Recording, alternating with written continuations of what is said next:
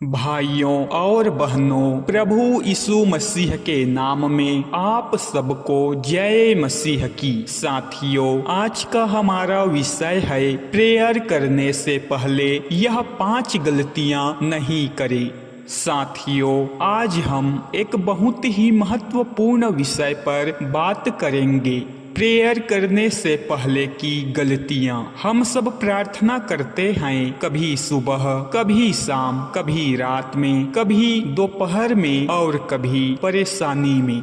साथियों, लेकिन क्या आपने कभी सोचा है कि बहुत बार हमारे प्रार्थनाओं का जवाब क्यों नहीं मिल पाता? क्यों कई बार हम रोते हैं, पुकारते हैं, विनती करते हैं, पर लगता है जैसे परमेश्वर ने सुना ही नहीं। उसका कारण यह नहीं कि परमेश्वर नहीं सुनता, बल्कि यह है कि हम कभी कभी गलत तैयारी या गलत मनोदशा से उसके सामने आते हैं। साथियों, आज हम 5 ऐसी गलतियों को समझेंगे जिन्हें यदि हम दूर कर लें तो हमारे प्रार्थनाएं जीवित, सामर्थी और असरदार बन जाएंगे। साथियों, आइए हम आगे वीडियो में जानेंगे कि वह पहला गलती कौन सा है। पहला गलती है बिना मन को शांत किए प्रार्थना करना। साथियों, कई बार हम सीधे प्रार्थना में कूद जाते हैं। कभी किसी से झगड़ा हुआ, कोई चिंता मन में है, किसी बात का बोझ है और तुरंत हम बोलने लगते हैं, हे प्रभु, हे परमेश्वर। साथियों, पर याद रखिए, जब तक मन शांत नहीं, आत्मा सुन नहीं पाता। प्रभु भजन संहिता 46:10 में कहता है, चुप रहो और जानो कि मैं ही परमेश्वर हूँ। परमेश्वर चाहता है कि हम पहले स्थिर हो मन को शांत करें ताकि उसकी आवाज हमारे भीतर गूंज सके। कई बार हमारे प्रार्थनाएं इसलिए असरदार नहीं होते क्योंकि हम अपने मन को तैयार नहीं करते। हम बस शब्द बोलते हैं लेकिन आत्मा ध्यान नहीं देता।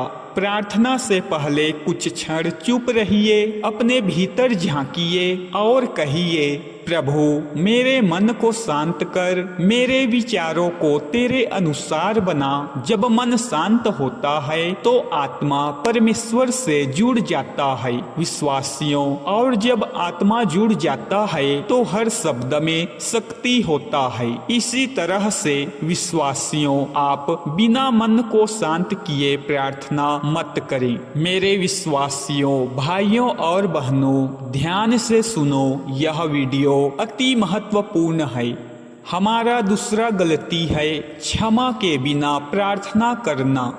यीशु ने बहुत स्पष्ट कहा, यदि तुम क्षमा नहीं करोगे तो तुम्हारा स्वर्गीय पिता भी तुम्हें क्षमा नहीं करेगा। मत्ती पत्र 6:15। कई बार हम प्रार्थना करते हैं पर दिल में किसी के लिए क्रोध, कटुता या घृणा रखते हैं। हम कहते हैं, प्रभु मुझे आशीष दे। विश्वासियों, पर परमेश्वर देखता है कि तुम्हारा हृदय किसी से भरा हुआ है। ऐसी प्रार्थना ऊपर नहीं जाती। क्षमा केवल दूसरों के लिए नहीं बल्कि अपने लिए भी जरूरी है। जब तुम क्षमा करते हो तो अपने दिल का बोझ उतारते हो। अक्सर लोग कहते हैं, मैं माफ नहीं कर सकता। विश्वासियों, पर यीशु ने हमें सिखाया, जैसे मैंने तुम्हें क्षमा किया वैसे ही तुम भी क्षमा करो। विश्वासियों, प्रार्थना से पहले अपने दिल की जांच करो, क्या मेरे अंदर किसी के लिए गुस्सा है? क्या मैं किसी को लेकर दुखी हूँ? अगर हाँ तो कहो, प्रभु मैं माफ करता हूँ जैसे तूने मुझे माफ किया। फिर देखना तुम्हारी प्रार्थना में कैसी मिठास, कैसी गहराई आ जाएगी। जब मन में क्षमा होता है तो प्रार्थना सीधा परमेश्वर के सिंहासन तक पहुँचता है। इसी तरह से हमारा तीसरा गलती है दिखावे या परंपरा के लिए प्रार्थना करना।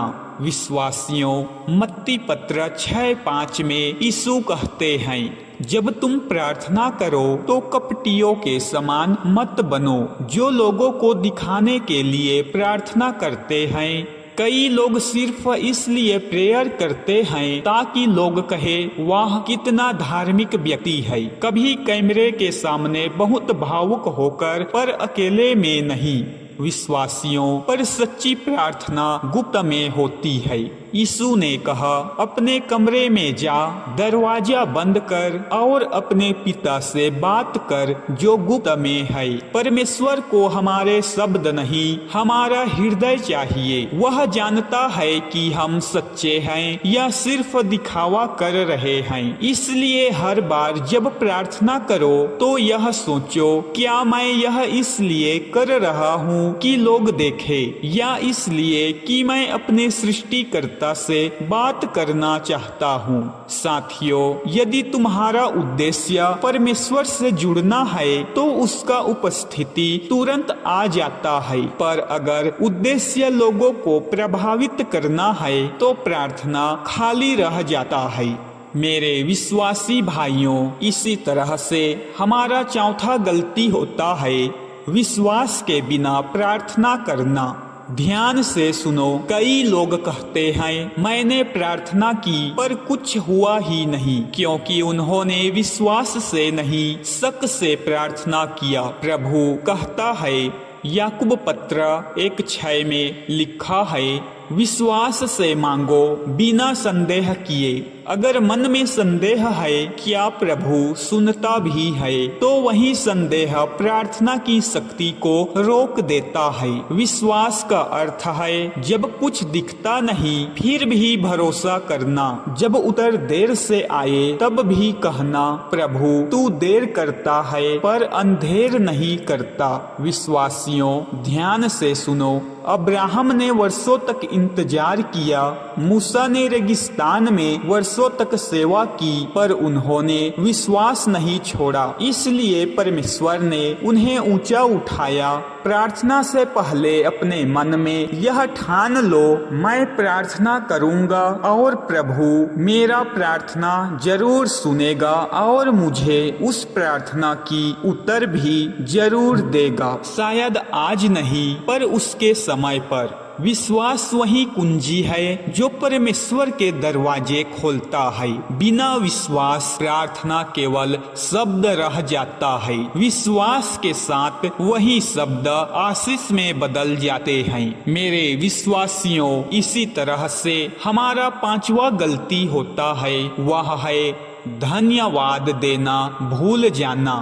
फिलिपियों पत्र 4:6 में कहता है, किसी भी बात की चिंता मत करो, पर हर बात में धन्यवाद के साथ अपनी विनती परमेश्वर के सामने रखो। विश्वासियों, ध्यान से सुनो, कई लोग प्रार्थना में बस मांगते हैं, प्रभु ये दे, ओ दे, यह समस्या दूर कर दे।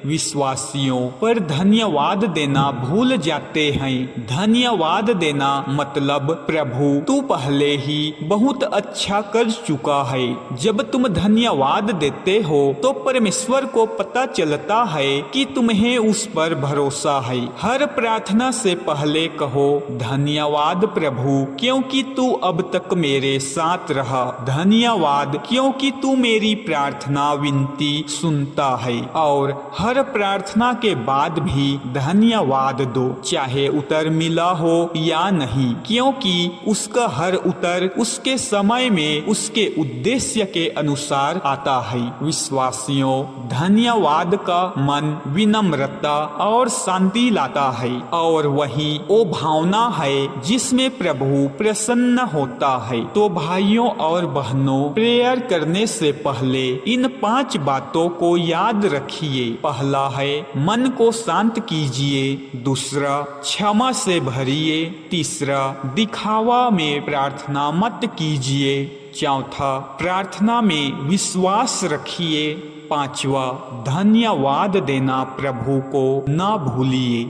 जब ये 5 बातें आपको याद हो जाएगा तो आपकी प्रार्थना एक औपचारिक रिवाज नहीं रहेगा, बल्कि वह आत्मा और सत्य में परमेश्वर से संवाद बन जाएगा। और तब आप अनुभव करेंगे कि वो प्रार्थना जो पहले खाली लगता था अब जीवन बदलने की शक्ति रखता है।